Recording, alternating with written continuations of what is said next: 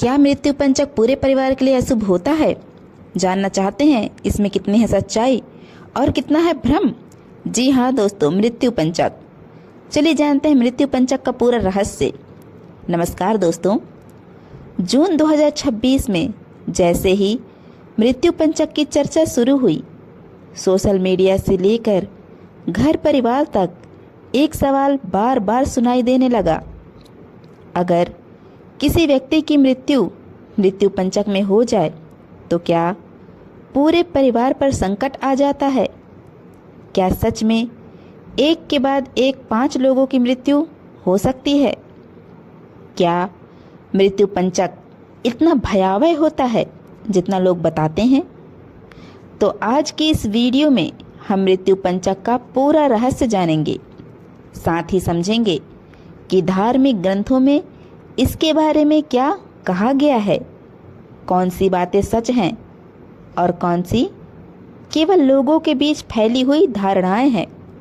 तो वीडियो को अंत तक अवश्य देखें, क्योंकि अंत में मैं आपको मृत्यु पंचक से जुड़े कुछ ऐसे तथ्य बताऊंगी जिन्हें जानकर आपकी कई गलतफहमियां दूर हो जाएंगी। जी हाँ, अब मृत्यु पंचक होता क्या है? हिंदू पंचांग के अनुसार जब चंद्रमा धनिष्ठा नक्षत्र के उत्तरार्ध शतभिषा, पूर्वा भाद्रपद, उत्तरा भाद्रपद और रेवती नक्षत्र में रहता है, तब उस अवधि को पंचक कहा जाता है। लगभग पंचक 5 दिनों तक चलता है। ज्योतिष में पंचक को 5 भागों में बांटा गया है, जिनमें एक है मृत्यु पंचक। मान्यता है कि मृत्यु पंचक के दौरान यदि किसी व्यक्ति का निधन हो जाए तो विशेष धार्मिक विधि और शांति कर्म किए जाते हैं। यहीं से लोगों के मन में भय पैदा होता है और कई तरह की बातें फैलने लगती है। सबसे बड़ा भ्रम, क्या पूरे परिवार पर संकट आ जाता है? बहुत से लोग मानते हैं कि यदि किसी व्यक्ति की मृत्यु पंचक में हो जाए तो परिवार में लगातार 5 और मौतें हो सकती हैं। यही कारण है कि मृत्यु पंचक का नाम सुनते ही लोगों के मन में डर बैठ जाता है। लेकिन क्या यह बात पूरी तरह सत्य है? दोस्तों, धार्मिक विद्वानों और ज्योतिषाचार्यों के अनुसार इस बात को शाब्दिक रूप से नहीं लेना चाहिए। ग्रंथों में कहीं भी स्पष्ट रूप से यह बिल्कुल भी नहीं लिखा गया कि मृत्यु पंचक में किसी एक व्यक्ति की मृत्यु होने के पश्चात निश्चित रूप से परिवार के 5 सदस्यों की मृत्यु होगी ही। यह केवल एक लोक मान्यता है, जिसे समय के साथ बढ़ा चढ़ाकर प्रस्तुत किया गया। फिर पंचक शांति क्यों कराई जाती है? आपके मन में यह सवाल तो होगा कि पंचक शांति क्यों कराई जाती है जब ऐसा नहीं है तो? यदि ऐसा कोई खतरा नहीं है तो फिर पंचक शांति का विधान क्यों बनाया गया? इसका उत्तर धार्मिक परंपराओं में छिपा है। प्राचीन काल में ज्योतिषियों ने कुछ समय खंडों को संवेदनशील माना था। इन समयों में होने वाली घटनाओं के लिए विशेष पूजा पाठ और शांति कर्म निर्धारित किए गए। मृत्यु पंचक में भी इसी कारण शांति कर्म का विधान बताया गया है। जी हाँ, इसका उद्देश्य भय फैलाना नहीं, बल्कि परिवार को मानसिक और आध्यात्मिक रूप से सहारा देना था। गरुड़ पुराण क्या कहता है? जब भी मृत्यु और परलोक की चर्चा होती है तो सबसे पहले गरुड़ पुराण का नाम आता है। गरुड़ पुराण में मृत्यु के बाद आत्मा की यात्रा, कर्मफल और अंतिम संस्कारों का विस्तार से वर्णन मिलता है। लेकिन वहाँ यह नहीं कहा गया कि मृत्यु पंचक में हुई मृत्यु के कारण परिवार के 5 सदस्यों की मृत्यु निश्चित है।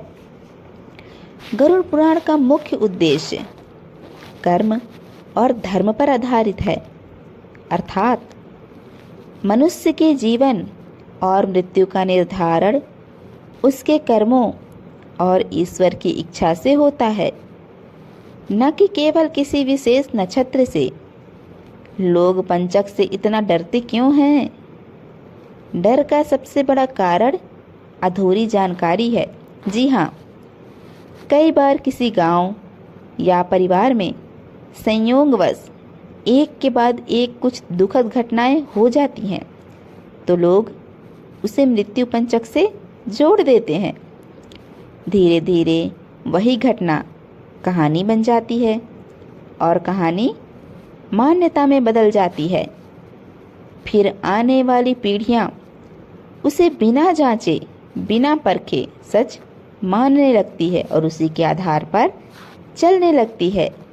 यही कारण है कि आज भी बहुत से लोग मृत्यु पंचक का नाम सुनकर घबरा जाते हैं। जी हाँ दोस्तों, अब मृत्यु पंचक में क्या करना चाहिए?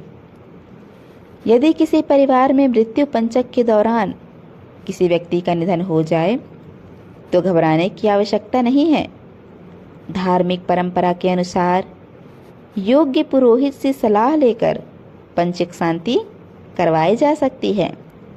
इसके साथ ही भगवान विष्णु, शिव जी और पितरों का स्मरण करना शुभ माना जाता है। गरुड़ पुराण का पाठ, महामृत्युंजय मंत्र का जप और दान पुण्य भी किए जाते हैं। इन उपायों का उद्देश्य परिवार को मानसिक शांति प्रदान करना है। मृत्यु पंचक से जुड़े 5 बड़े भ्रम। जी हाँ, इसमें से पहला भ्रम है मृत्यु पंचक में मृत्यु होने पर 5 और मौतें होंगी। सच, ऐसा कोई निश्चित नियम धर्म ग्रंथों में नहीं मिलता। दूसरा भ्रम, मृत्यु पंचक में अंतिम संस्कार नहीं करना चाहिए, लेकिन सच, अंतिम संस्कार समय पर करना ही धर्म है। तीसरा भ्रम, पंचक में हुई मृत्यु अशुभ आत्मा का संकेत है। सच, मृत्यु जीवन का प्राकृतिक सत्य है, इसे अशुभ आत्मा से जोड़ना उचित नहीं। चौथा भ्रम, पंचक शांति ना कराने पर अनर्थ होगा। सच, शांति कर्म धार्मिक परंपरा है, भय का विषय नहीं। अब 5वां भ्रम, पूरा परिवार संकट में आ जाता है। सच, ऐसा कोई प्रमाणित धार्मिक नियम बिल्कुल नहीं है। जी हाँ दोस्तों, जून 2026 का मृत्यु पंचक। जून 2026 में मृत्यु पंचक को लेकर काफ़ी चर्चा हो रही है। इस दौरान अनेक लोग सोशल मीडिया पर अलग अलग दावे कर रहे हैं, लेकिन याद रखें कि किसी भी जानकारी को आंख बंद करके स्वीकार ना करें। धार्मिक विषयों में हमेशा ऐसा योग्य आचार, पुरोहित या विद्वान की सलाह हमेशा से लेते रहें।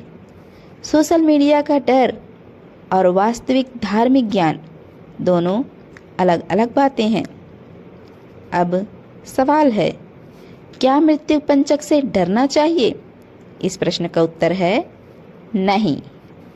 सावधानी और श्रद्धा अलग बात है, लेकिन भय में जीना उचित नहीं। सनातन धर्म हमें भय नहीं बल्कि विश्वास सिखाता है। यदि मनुष्य अच्छे कर्म करता है, ईश्वर का स्मरण करता है और धर्म के मार्ग पर चलता है, तो उसे किसी भी कालखंड से डरने की आवश्यकता नहीं होती। तो दोस्तों, आज आपने जाना कि मृत्यु पंचक क्या है, इसके बारे में फैली धारणाओं में कितनी सच्चाई है और धार्मिक ग्रंथ वास्तव में क्या बताते हैं। याद रखिए, मृत्यु पंचक को लेकर जितनी बातें सुनाई जाती है, उनमें से कई लोक मान्यताओं पर आधारित हैं।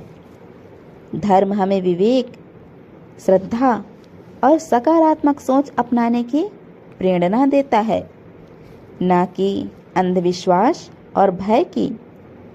यदि आपको यह जानकारी उपयोगी लगी हो तो वीडियो को लाइक करें, चैनल को सब्सक्राइब करें और कमेंट में लिखें ओम नमः शिवाय, हर हर महादेव। वीडियो को शेयर जरूर करें ताकि इस जून में लगने वाले मृत्यु पंचक की जानकारी सबको हो और सोशल मीडिया के भय से सब दूर हो सकें। धन्यवाद।